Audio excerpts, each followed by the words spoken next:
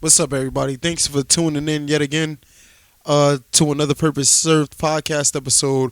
There will be a continuation of this podcast that I'm having today with Gerald, which I formally call him as G. Special shout out to him. I know his birthday is around this time, so please send birthday wishes to him. And thank you guys for tuning in yet again. Please like, share, subscribe to the YouTube if you haven't. Download the podcast and help me spread the message that we all have a purpose and it's our job to serve it. Yet again, thank you, and I appreciate everybody for listening and showing their support. Without further ado, here's the podcast episode. Welcome back, everybody, to another Purpose Served podcast episode. This one right here, I always say this, I'm consistent for it, but saying that this is going to be a special episode, but this one definitely is. I got my man to the left of me right here, Gerald. Well, to me, I call him G, but this dude right here, he's a special dude to me, man. Throughout the years, we recently, I want to say, how long we known each other at this point? Like 2-3 years? Yeah, about 3. About 3? Yeah, so he's a personal trainer. He trains at the Y and stuff like that. But throughout the years, man, I seen him, all the times that I tell you guys with me getting up early in the morning, 5 or 6 o'clock in the morning, even leaving the gym at 10 o'clock, he's there. He's literally there. You know what I mean? He's oftentimes the first person that I see. And we are extremely, extremely similar with the way that we think and the way that we go about things and view things, you know what I mean?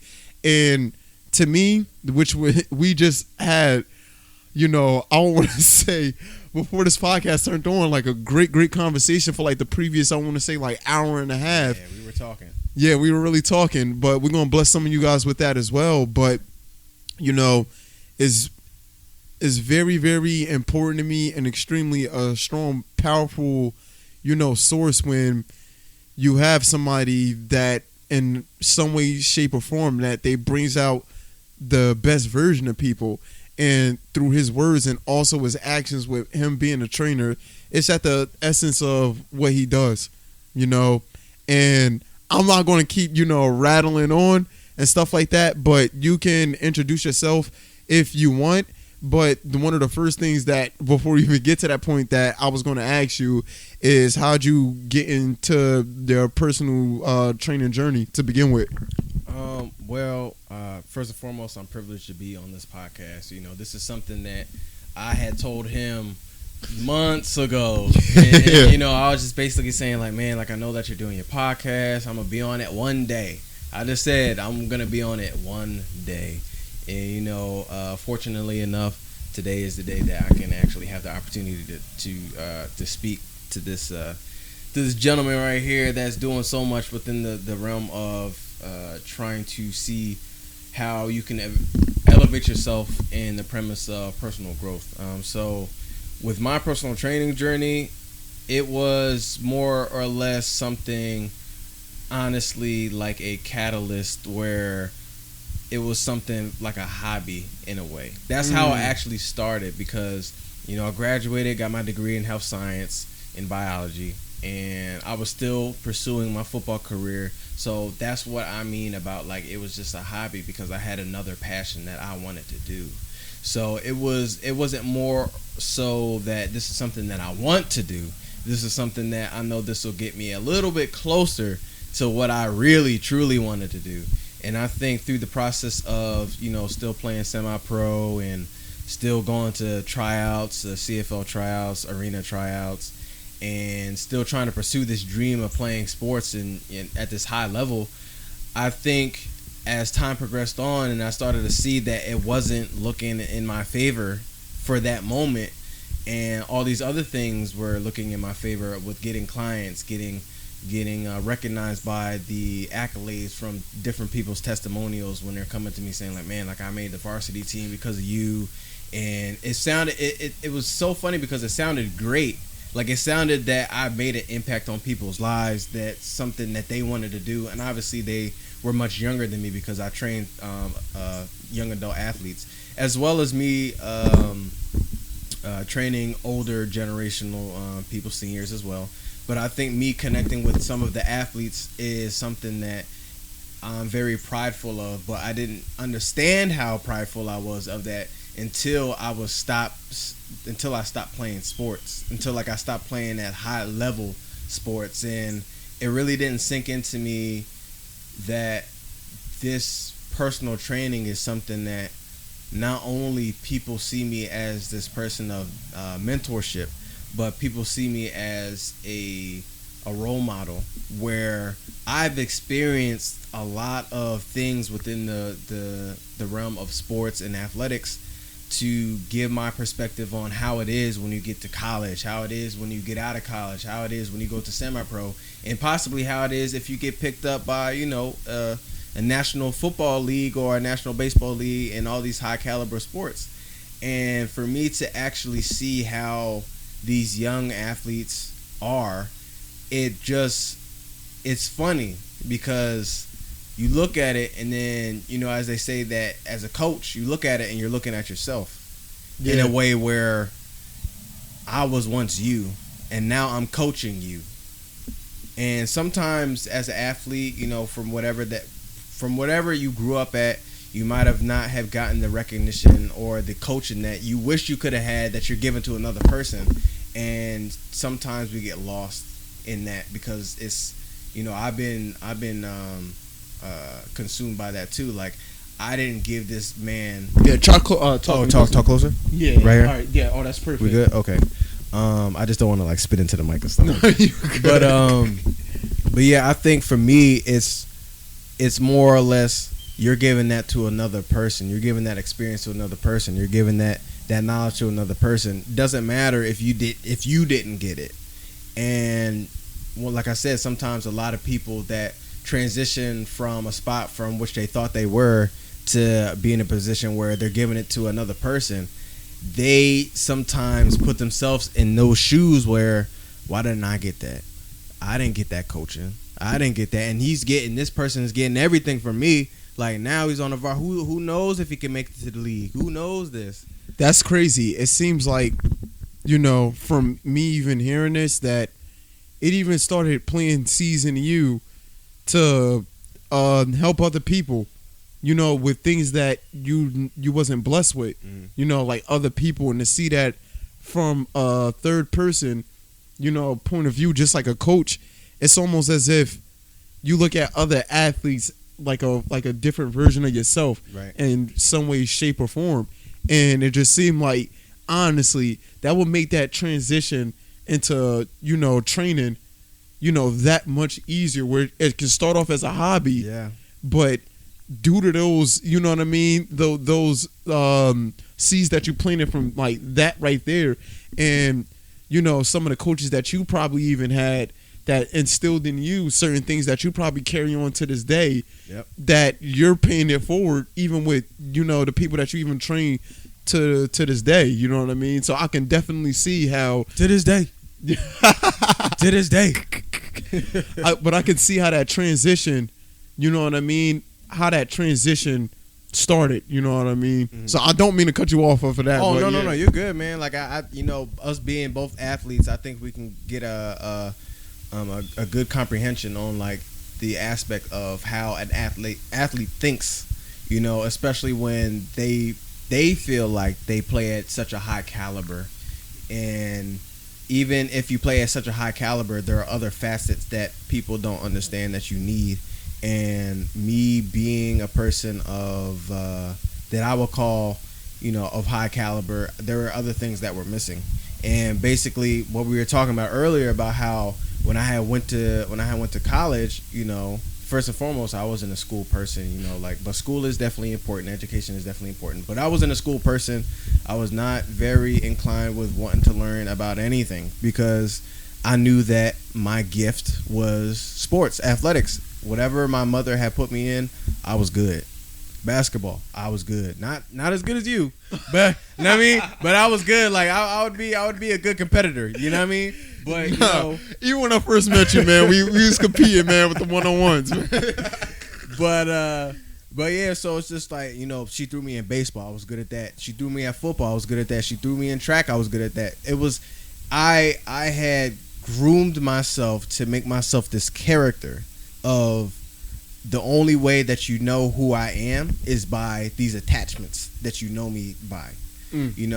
Gerald, the football star. Gerald, the all-state hurdler. Now, I mean, all of these things, and it's just like, that is who I conditioned myself to believe from the validation from the people that are seeing me as. We had mentors, and one of the mentors was, I called him, and I said, I remember, what was his name? Floyd. And he was like, what's up, man? I started bawling over the phone. I started crying over the phone. And I said, I don't want to be here. I don't want to be in school. I hate school. I only came here because my parents wanted me to come here. I wanted to just play football. That was my life. That was my dream. That was my purpose. And funny enough, purpose served. It's just like that's who I thought I was. That's who I thought who I was created to become. And that was the first year that I couldn't do anything. And then me going into denial of not having the capability of being a student, having the capability of being good and getting good grades and stuff like that, because I didn't think I was capable of doing that. I thought I was capable of doing these things that I knew that I was capable of doing, so there was no question. So when you have questions about other things, it becomes where it's just like, I don't know if I'm good at that because I haven't done it. I don't know. Like, I don't know if I really want to do that. That's nah. And I believe that when we adapt as human beings, and I talk about this all the time, but when those changes come about, and we are forced to adapt, it's oftentimes extremely difficult to change from that. And what did you start doing to try to start switching your circumstances around? So after I was on the phone with one of my mentors on campus, I basically, told myself, like, okay, cool, you're on campus now. It's just like, you're not going back home. That was one thing that was in my brain, like, you're not going back home. You know that you can't go back home. That was another thing. Not saying that, my household was bad or anything. It was just like, you are here on campus for a reason. We got to give a shout out to the notebook that we have on the ones and twos at the bottom. This notebook is holding it down. Yeah. I'm not even going to lie. We are experiencing some technical difficulties. Yeah. I think that's turning into one of my catchphrases at this point. But yeah, we weather storms out here. You know what I'm saying? Mm-hmm. It don't even matter. But yeah. So what was your mentor telling you? My mentor was basically saying, like, just do what you have to do. But that was basically it. I mean, in that time when a person is going through something like that, a mentor can only but let the student go through what he's going through. Like, I can, if I was your mentor in terms of a coach, and you come to me and you're saying, like, oh man, like, my game was not the greatest. Then the coaches took me out. I was sitting on the bench for the last couple minutes of the third quarter. Then I didn't get in the fourth quarter. And you're telling me all this as a coach and a mentor to you. I can only but say so much to you in order for you to change. I can't change you. Yeah. I'm only here as a caveat to let you know that it's okay. Like, you can feel in this moment, but how long are you going to feel like this in this moment? And sometimes we tend to get caught up in that moment and to kind of fire extinguish ourselves, because that fire that we were building up to try and do good in business or sports, and all of a sudden we have a downfall of some sort. It's just like we're extinguishing ourselves. And for my mentor, he basically just said, I'm gonna need you just to keep doing what you're doing, enjoy your freshman year. Enjoy it. Like, don't think because you don't have one thing, you're not going to be, you're not going to be somebody. You're going to be somebody. People will still know of you. So I had to look at different outlets. They had a dance team. You know, like, and I was on a hip hop dance team in high school, so it was just like, okay, cool. Let me go this route. Let me go here since I don't have this on which I wanted. Let me go here on another attribute that which I'm good at. So I went there, and then we were doing well there, and I'm like, okay, cool. This is keeping me grounded. Like, this whole time, it's keeping me grounded from the thing that is like literally. Dancing wasn't the thing that I wanted to do. Like, when I first came to college, that was something where I can actually do so I can distract myself from the bigger picture, which is not being able to play football. Right. You know what I mean? Which was the primary goal at the time. Mm-hmm. And then after that, you know, the following year, I went back out. I had done my study hall hours, had got my credits, and there was a three-day tryout period because I didn't get a scholarship or anything like that. You know, I was a walk-on, and the second day of the second day of the trial period, the coaches had huddled everyone up and was basically telling the whole group saying, "We got everyone that we needed on the roster." Another blow. So it's just like, how many blows are you going to take in order for me to see if you really want this? Like, let me see if you really want this, because if you don't want this, you can literally just walk away from this and just be a student, get your degree, and things of that nature. This is something that, you know, it's either you're gonna do it or you're not. You know, Star Wars, Yoda, do or do not, right? Junior year, that's when I finally got my big break. And that's when people were basically saying, like, where were you? You know, we needed you, and, you know, you would have been a great asset to the team. And I would think to myself, I was always here on campus. Like, you know, like, it's just like I was always here on campus, but it wasn't their fault of them seeing it that way. Word. You know what I mean? It wasn't their fault. It was, you know, by default. It wasn't their fault. It was by default because that was my own journey in order for me to get recognized, you know, in different areas. And then that's when things blew up from there, man. Like, I became a part of the team. And I know between your freshman year and your junior year, you probably picked up on a lot of traits that you didn't think that you was capable of, but then realized that you was capable of from you know, finally being able to complete a conquest that you wasn't going to stop to get, even when you reach those points. Like, for example, when you got that news your freshman year that, you know, you wasn't going to be able to play, you know what I mean? Or even your sophomore year when it's just like, oh, my God. Yep. You know, it's like a low blow. And when we originally talked about Wednesday, about this whole podcast and everything, you said that you wanted to talk about momentum. Yes. And I feel as though that was such a powerful thing to be talking about, you know, because due to the fact that you didn't stop and you kept going in spite of all the hardships that you went through, there were gems within those hardships that was extremely pivotal to, I'm pretty sure, to how you even operate and move through life now. You know what I mean? And to me, those things teach you how to be open-minded to the circumstances that you're in, instead of just beating on a dead horse one specific way, knowing that it's not working.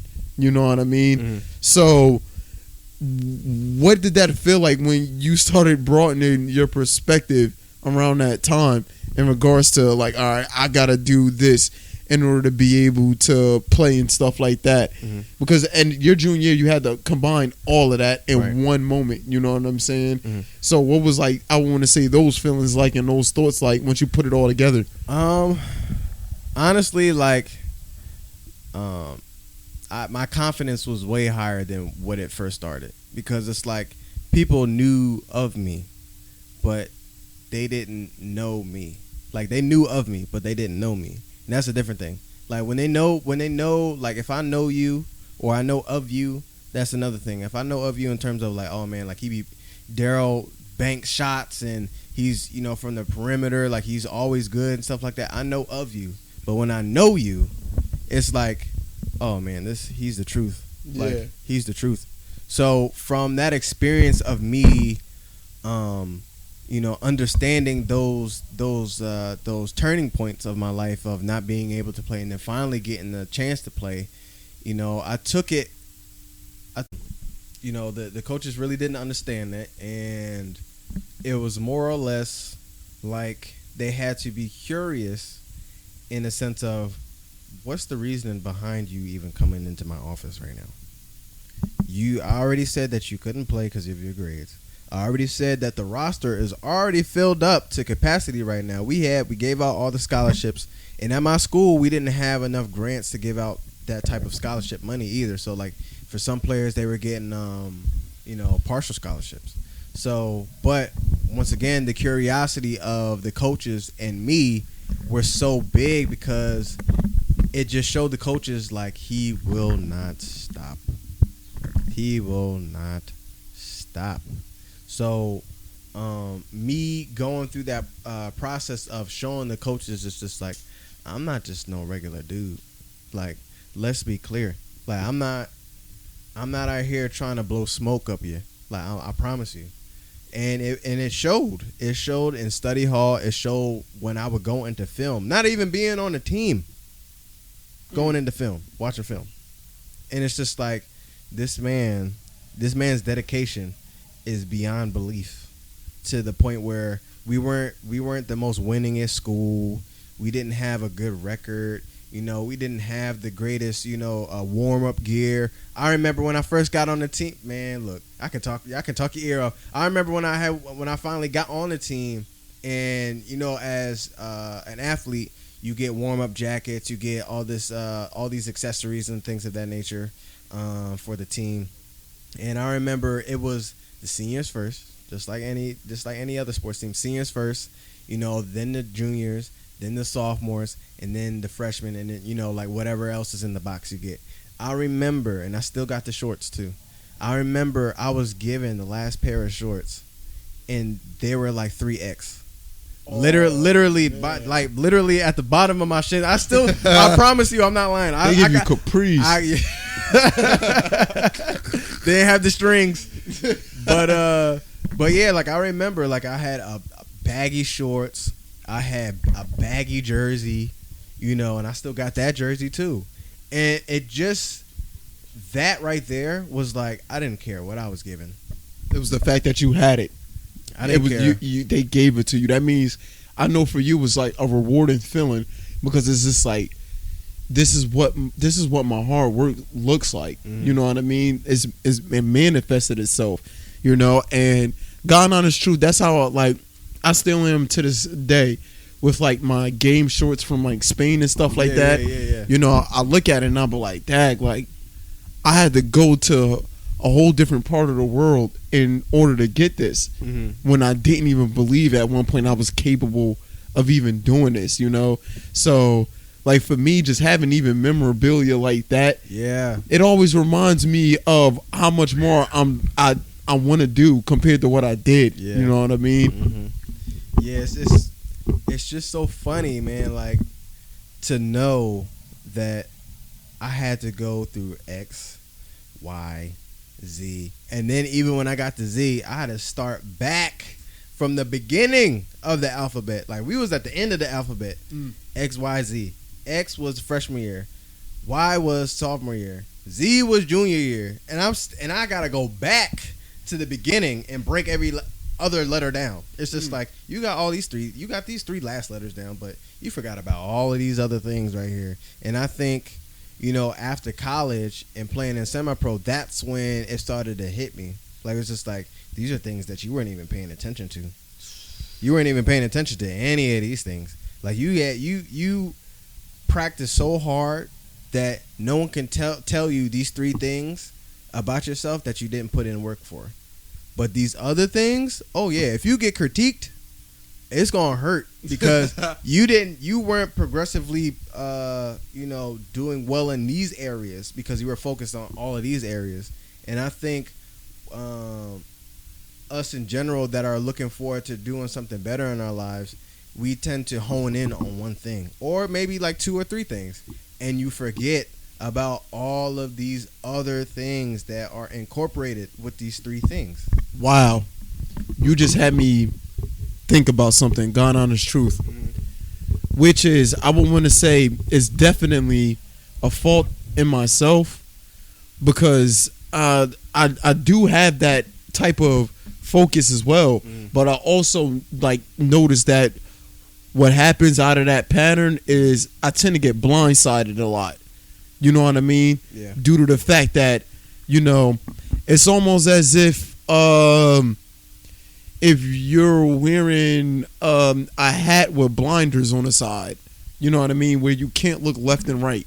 You can only look straight, and if you turn around, you can only look what's in back of you. Right. But you can't see, you know what I mean, like something that's coming directly on your left side, right, or something that's coming directly on your right side. But it's coming. Oh yeah. And just because you can't see it don't mean it's not coming. Bruh, I've been checked. Trust me. Like, you know, as for blindsided, it's just like I've been earholed a couple times. Oh, like you know, I've been. That's what made me stop playing basketball freshman year of high school. You know what I mean? Well, football. You know what I mean? I got the freaking wind taken out my chest. You don't know. I'm like, yeah, that just gasping.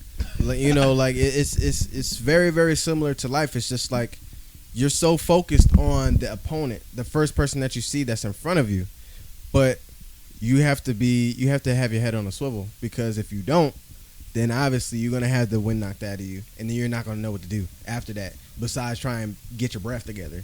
But for the sake of, you know, the momentum that I was having after I got those shorts, after I got like this baggy shirt that I looked like I was 12. Like, it was just like I looked like a kid that was ready to go outside and play tag or something. Like, I just threw on some clothes and was just like, oh, I'm going out playing tag. But it was the gratification of, as you said, that, you know, I'm part of the team. And even when in the midst of all this stuff coming towards me, you know, didn't get the greatest equipment, like, and I didn't care. That's the thing. I didn't care. Like, I cared enough to protect my body and stuff. Yeah. But I think I didn't care in the sense of whatever you get, you could have gave me one cleat. Yeah. And I would have been playing. You know what I mean? Like, I would have been out there. It was one of those parts of my life where it just proved that whatever that was given to you, you took it.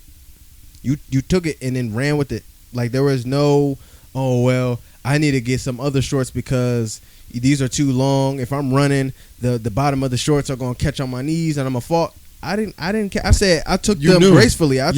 Give me the shorts, and whatever that I could do with the shorts, you know, they were falling off my waist. That it's just crazy. Like, for me, when you start off on your path, you know, like that,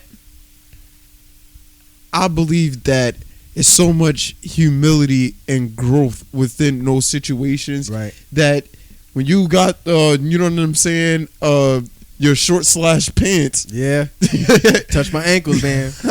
When you got those, it's just like I said earlier, it just reminds you and it shows you gratitude towards yourself, that in spite of every single thing, I weathered the storm. Right. You know what I mean? And I got to this point. So you just got more appreciation than probably somebody that's a senior and been on a team for like 4 years. And it's just like, dog, they just shorts. But it's just like, don't tell me they just shorts. Right. You know what I mean? I still got them. I ain't throw them away. I still got them. And the jersey. Oh, man. 10 years ago. And pretty much say that I think and I am the same person that I was 10 years ago. Yeah. If you say that, then to me, that's an issue, you know, because you're not pushing the boundaries of who you are. And as life goes on and experiences that you have, your beliefs should be changing in some way, shape, or form. You know what I mean? Because I'm a firm believer in that nothing necessarily stays still, especially, you know, just the way life works, man. Everything is in motion. Even when we don't even think that something is in motion, it is. And if you're not doing anything that you possibly can to grow from where you currently at, instead of staying still, you move backwards, man. That's the type of motion that you go into. So for me, talking to somebody that's, no knock to them, but that's like 32 years old and still living like they think they're 19, 20 years old. Be 32 in 2 weeks, guys. 32 in 2 weeks. Man, we're gonna have a birthday shout out prepared. You know what I'm saying, for G. 32 in 2 weeks. But like that's somebody that's not looking to get their life together. That's still looking to have fun any chance that they get. To me, that's a life that's short lived. And then at the same time, those same people, look back on what they're even doing now and just be like, I want to change. I want to do this and that. But they don't know how, and they're not even going to exert the energy to go about it. You know what I mean? Because they feel as though it's too late. Yeah. But that type of vibe that person even puts out to the people that's around them is not good energy. You know what I'm saying? Yeah. And also, energy is also contagious as well. And no matter what, I'm a firm believer in this as well, is I don't give a damn about what energy that somebody gives off.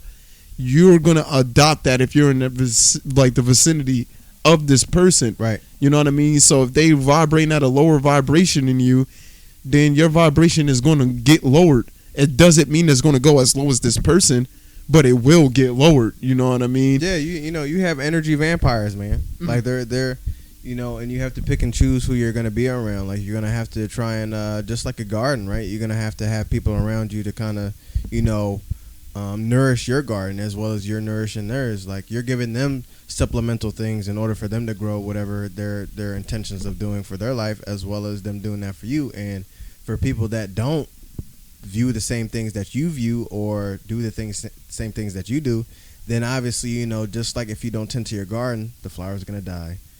The corn is not going to grow to the full extent that it needs to go. It's going to be this little baby corn. You know what I mean? Yeah. So it's just like one of those where if you can kind of flourish with people that want to kind of shower you with the nutrients in order for you to kind of move forward, then that's the people that you need to be around. But like once again, that you have energy vampires, man. Like they're vacuums. Yeah. Like vacuuming your like soul, man. Like, and like I agree with you. It's funny to me where we have this whole culture of vibe, right?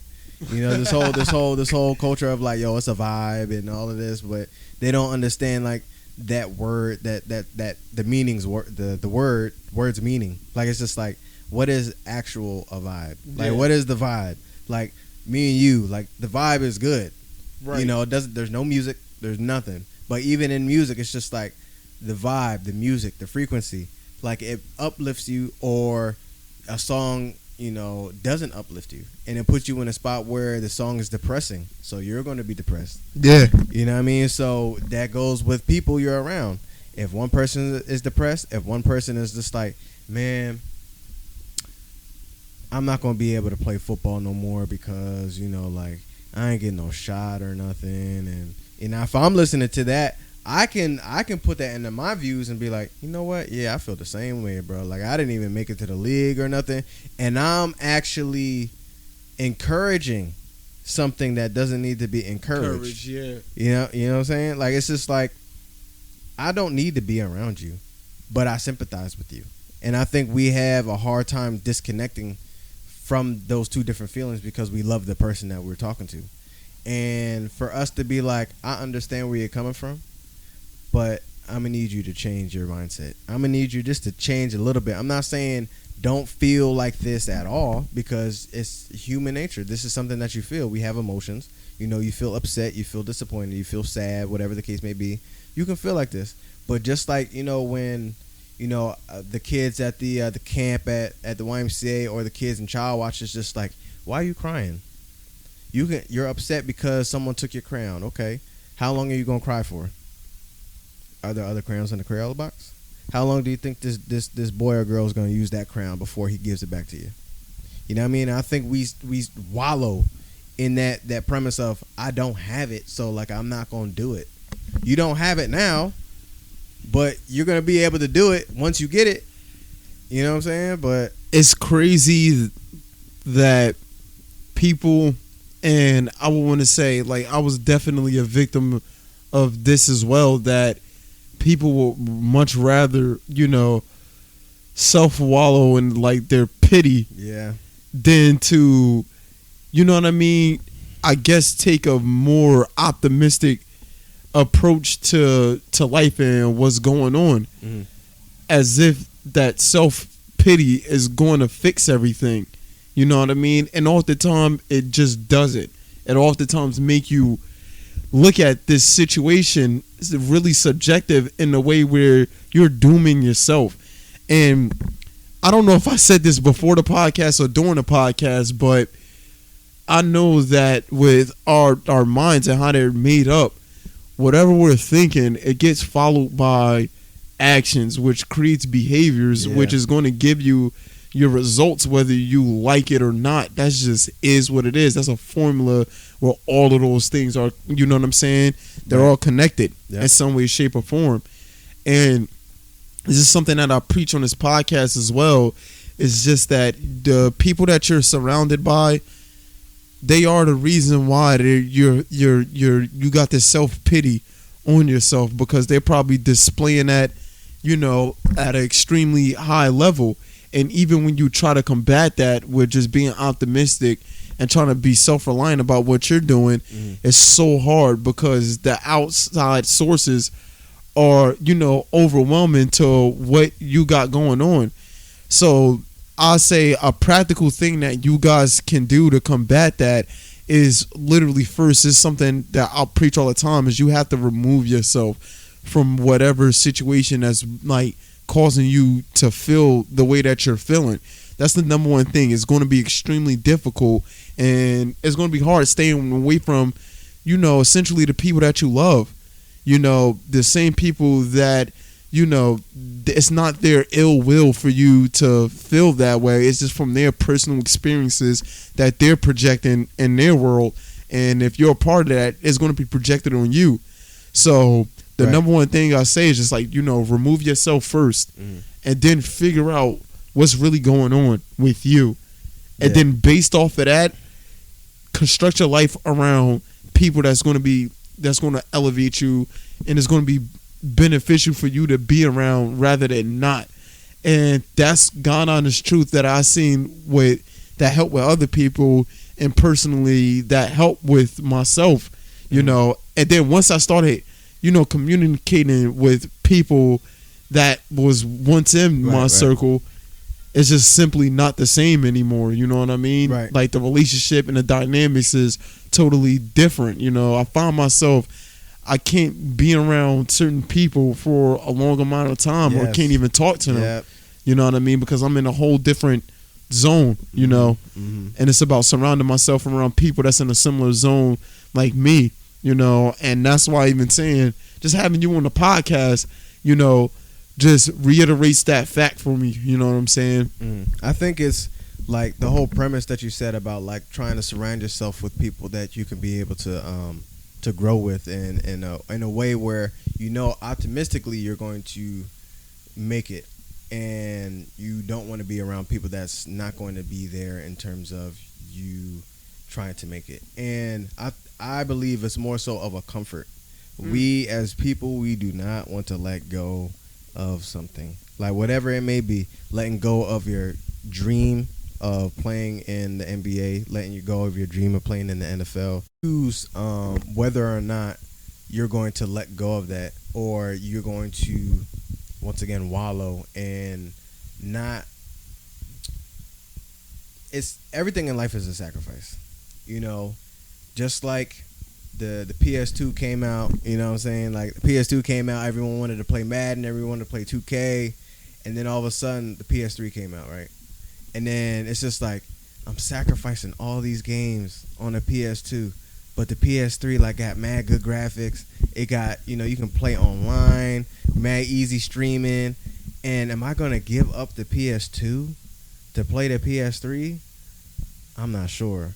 And I think that goes in the concept where it's like life. It's just like, am I going to, give up the fact on I know that I'm not playing a sport right now and I shouldn't really be doing my best potential in the workforce that I'm doing right now? Or am I going to acknowledge that I'm not playing anymore and use those things that I have equipped to go into the workforce that I'm in now? And that's the decision, because it's either you're gonna want to do it or you're not gonna want to do it. Because at the end of the day, I could, just like when we were talking about, like I could have decided to be like, hit you up today and said, yeah, I don't want to do the podcast today. I'm sorry. Like, I'll hit you up another time. And everyone has a choice on whether or not if they want to do something. And I think that's the hardest thing to do for a lot of people, is to start. Just start. Like, and I had a conversation with my aunt. She's trying to do something too with the YouTube, and I told her, I said, like, if you just start off with one thing and you look at it and tell yourself, I did it. Everything else that follows from that, you can look back and be like, that was the hardest thing to do. After that, like, it was easy. Like, I'm about to say podcast, it was easy. That first podcast, I was sitting here pacing myself, trying to edit things, trying to make sure everything good and perfect. And as soon as I got it, as soon as I let it go, that was the first one. Man, my very, very first podcast that I did, I talk about this, but I don't think that people really understand the nerve-wracking feelings that I had. Yep. Even if you guys go back, which I highly suggest that you do, do it, folks. Even, all right, and also at this point, like, share, subscribe to the podcast if you made it this far and you're enjoying this content. Also put, what your favorite part is of the podcast and down in the comment section. But the very first podcast that I did, I uploaded it the day before my birthday on October 22nd. Okay. But I stayed up. I got off of work at 9 o'clock that night.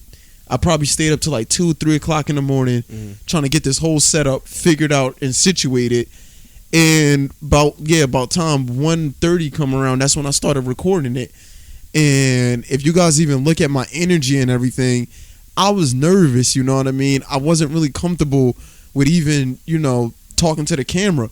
It just felt as though, I'll say this all the time, that it felt like I was kind of talking to myself, you know what I mean? But not really putting the audience behind. Mm-hmm. And that was like a nerve-wracking feeling, man. And once I got done and I uploaded it, in spite of all of those feelings, which were negative, to be quite honest, the doubt, all of this other stuff, I'm putting myself out there, I'm camera shy, it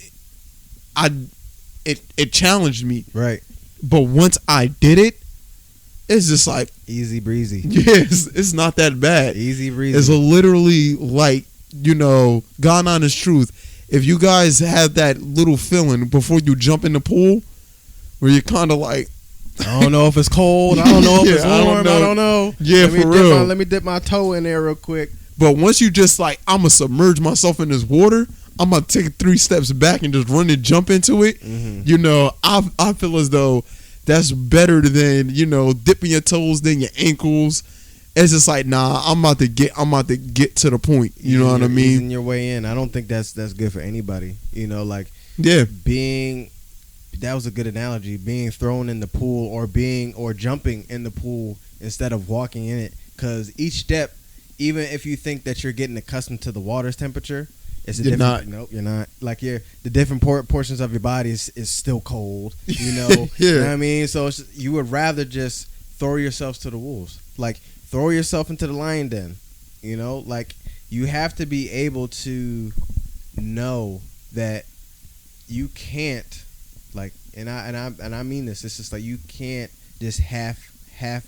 Okay, I'm about to say, like, you can't half-ass stuff, and that's one thing a lot of people tend to do, and think that they're going to receive and reciprocate the things that they think that they're doing good. It's just like, you can't half-ass it. Like, if you want to play ball and you want to make it, you have to do everything in your power that you're capable of doing to try and get to your goal. You just can't be like, oh yeah, I shot 30 free throws, I think I'm gonna make it to the NBA. What? No, like 30 plus 50 more shots. Then you got to go on the mid range. You got to do it on the mid range. Then you got to go onto the perimeter.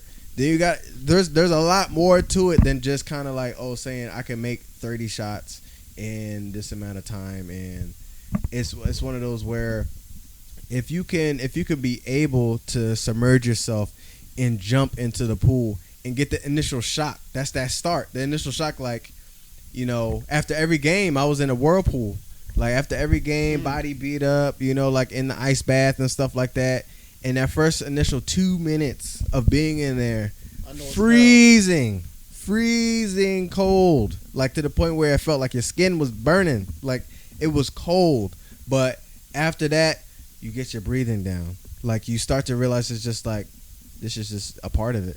This is just a part of it. It's definitely something when you can totally relax your mind in a situation to you that's chaotic. Mm-hmm. You know what I mean? Like, literally that example right there, you know what I mean? Your body feeling all types of crazy.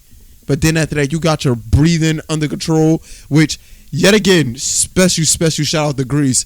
Literally, like, you're awesome. Like, awesome. If you guys want to do any meditation practices or anything, please, like, go to Greece. She's the go-to. She's the go-to. But we've been doing pretty much since, like, the last 2 months that I've been, like, pretty much working with her, is working, like, on my breathing. That's, like, what we start off with, like, for, like, a good, like, 20-30 minutes.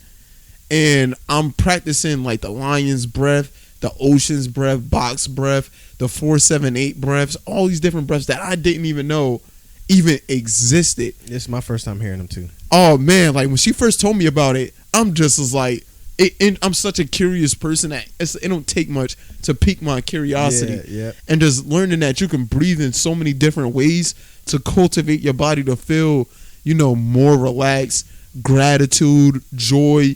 I didn't know any of this stuff. Yeah. But then once I started practicing it and putting myself through it, it started becoming, like, real habitual. And I noticed that even in pressure situations now, that I naturally have like a way of breathing which can make me think more rational than being put in a chaotic situation, and it's just like, oh, what's going on? I don't know what to do. I don't know. Yeah. Oh my gosh, I need help. So, like, for me, when you just take that step back, man, and in situations like that, and become real aware, mindful about how your body's feeling, and slow the whole process down, you get so much clarity in those moments, man. For sure. For real. And I started to be a big proponent of just that right there. If you're in a stress situation, just take a step back and just start focusing on your breathing no matter what. If you could try to get to start doing that, I promise you, everything around you is just going to slow down, And I think that that's what people having a huge issue with right now, is just that they don't know how to slow down what's going on right now with even what's going on with their head and what they're doing. I think that everybody right now, a decent amount of people are suffering from that monkey mind. You know what I mean? Yep. The uncontrollable mind is just out there jumping from. Be aware of the thoughts are going to be there. That's the thing. Ray Lewis, everyone knows, Hall of Fame middle linebacker. He was basically saying, like, when you have those oppositions, when you have those doubts, when you have those things in your brain, you have to tell yourself and literally battle yourself, saying, I know you're there. Like, I know you're there trying to do something right now, but I'm in control. Like, I'm in the driver's seat. I'm a big proponent on listening to other people's stories. I'm a big proponent on, seeing other people's life process in terms of how they got over their own adversity. And, David Goggins, shout out to him. Special shout out to David, man. Who's going to carry the bolts? Who's going to carry the logs? Yeah, man. He's very intense, but I think everyone has to have that type of intensity. He's just more full front on what it is. Yeah. And one thing that he was saying was, if you can't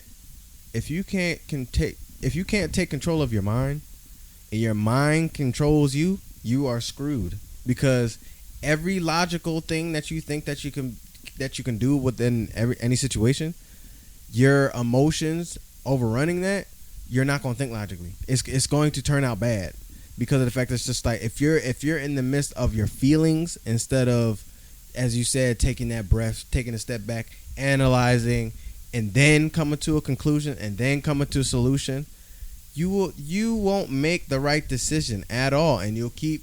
And I think my thing is just like this: within our lives, we tend to have deja vu moments. You know how like you have moments where it's just like, oh, I feel like I lived this moment before. Yes. It's just like, I had a dream about this. Oh my gosh! Like it's one of those where, why am I going through this again? Why am I having this deja vu moment again? And with it being said, with the whole energies, I think that you going through that whole process of deja vu moment again, something you didn't learn. Like you didn't learn something. So that's why it's already there. It's popping up again, buddy. Like you have to fix it. I feel as though, like the universe, God just puts them situations in front of us constantly, right, as a test to see, did you learn anything from what previously happened before? And oftentimes I feel as though people make that same decision again, being aware that they're making that same decision again. Like for example, if you knew that you had to be to work at Saturday morning at like 7:00, right, but last Saturday you missed it because you went out and bar hopped with your friends till like 2:00 in the morning, and then you overslept.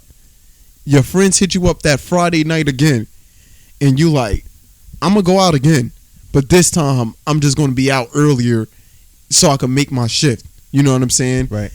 But then you end up making literally identically the same decisions that you did that Friday night when you went out, had no control, and now you're in a situation where you're missing work, and now they're putting you in a position where you're about to get fired, and you trying to tell yourself like, it's not even my fault.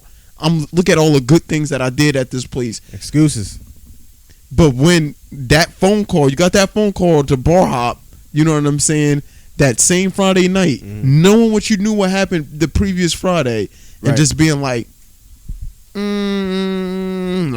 I'm going out. You're gonna have to sacrifice. People don't want it. Like I said, that comfort. Like it's just like and when you're in school as a kid, we all know that some people drank before us. We all know people smoked before us, and it's just like when you're amongst that type of group, that peer pressure starts to creep in. It's just like, and you're gonna do it. You definitely will do it. And like what you just now said is something that I'm trying to shed light on more and more and more and more and more. In regards to people that's currently dealing with situations like that, is just like it's a common thing. Yeah. And also, if you even think about, if you're currently in that situation, you got to think about how did you get in there in the first place, and that's going to show you a whole lot about yourself from a, I want to say, mental and emotional standpoint. Because like I can say, like for myself, when I started drifting to like my addictions and vices and stuff like that, it just came from a really bad place. Yep. You know what I mean? And me feeling like, I had to fill a void in some way, shape, or form, which was not healthy, and it was so hard to combat as time went on. The more and more I started doing it, but it stemmed from something that I didn't even want to do in the first place. You know what I'm saying? Yeah. You know what I realized too, with you saying that, like with the whole vices. Vices are obviously things that, are a substitute for things that we definitely need to be doing. Word. So like for people that have an addiction with alcohol, it's like, if you keep drinking like this, you're going to pass out. If you keep drinking like this, you're going to have a hangover. If you, keep drinking like this, you're going to be over there over the toilet hurling.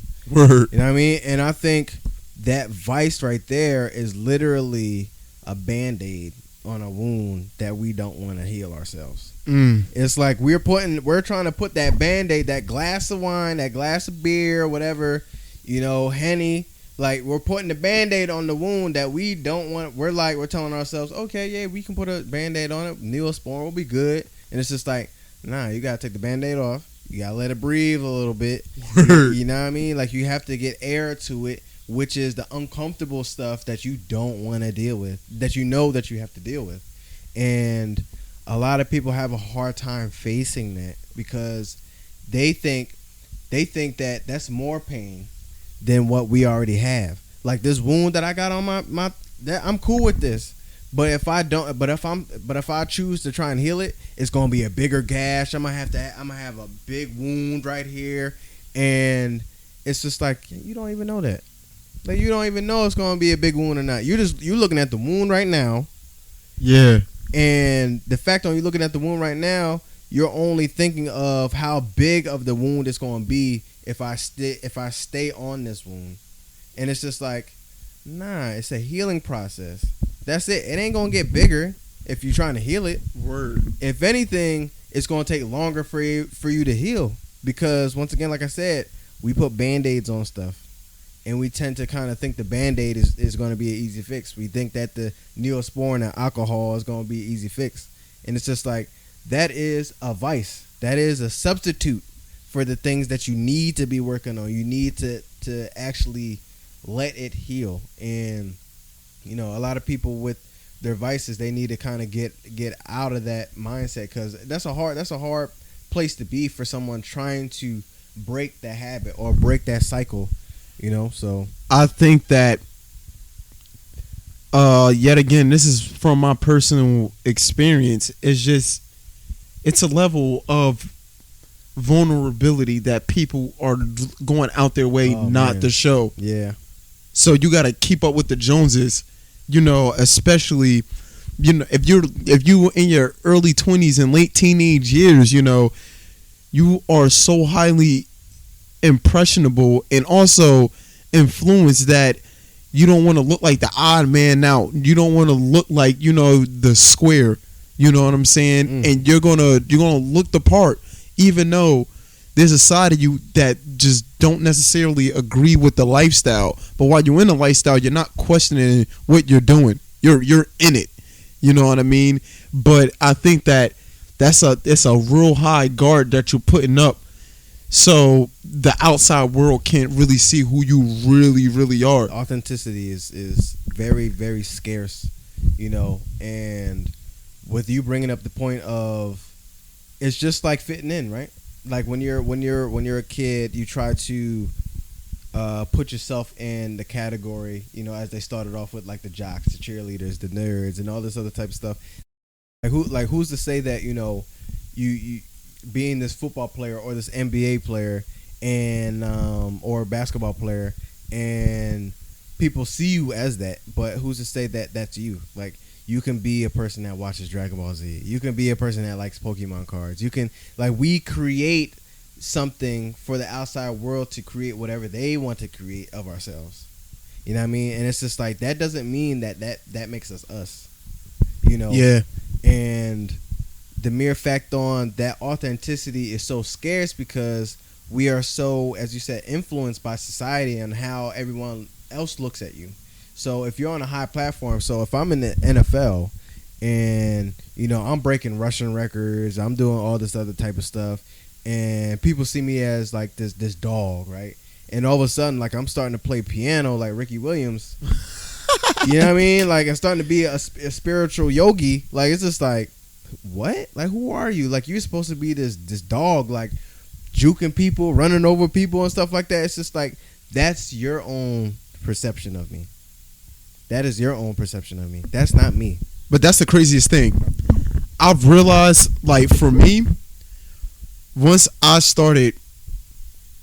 really start honing in to my authenticity, people naturally gravitated towards not, I guess, being around me in that kind of aspect, but towards the person I was shaping myself up to be. And I think that's what scares people most. It's like, what people gonna think of me if I change and all of this other stuff. For sure. They don't. At the end of the day, you guys got to understand this, and this is powerful. By the time you turn 60 years old, ain't nobody gonna give a damn about what you did, who you were, and anything. You're the only person that's gonna be thinking like in my 20s. Yep. People were looking at me like this, or in my 30s and stuff like that. When it really don't matter. Whatever you turn out to be as the years goes on. Submerge yourself in a different type of environment, which is somewhat unknown. Like we are afraid of the unknown. Like if I were to tell you and sit here and be like, you know, I want to be the next, you know, Arnold Schwarzenegger. I don't know how that's gonna go. That's unknown. Like that's just a premise of what I want to do. Right. But like in terms of how the process is gonna be for me to get there, that's unknown. So that being said, me saying that to you, I can say that, but in terms of knowing how I'm gonna get there, I don't know how I'm gonna get there. I know there's ways to get there, like going to the gym, being on a strict diet, doing certain things.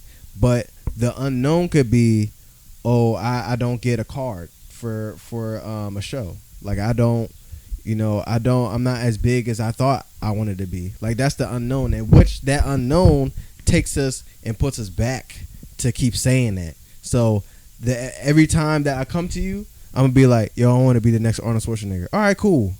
Next time I see you, yeah, man, I'm trying to be the next Arnold Schwarzenegger. What are you doing? It's just because of that mere fact of the unknown of how it's going to help me transition to be the next Arnold Schwarzenegger, and that's the scary part. That is, you know what I mean? That is the scary part.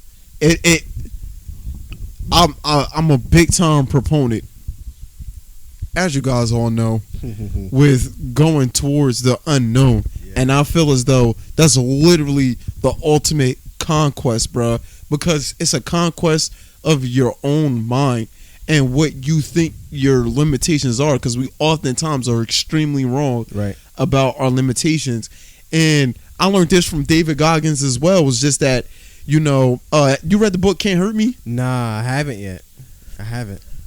I'm gonna give you that book before you leave. You know what I'm saying? Straight up. I was say there's other books I gotta finish. But I appreciate. I'm gonna stack that on the pile. So whenever you get to it, man, okay. You know what I'm saying? But he's one of those people where you can tell literally based off his actions.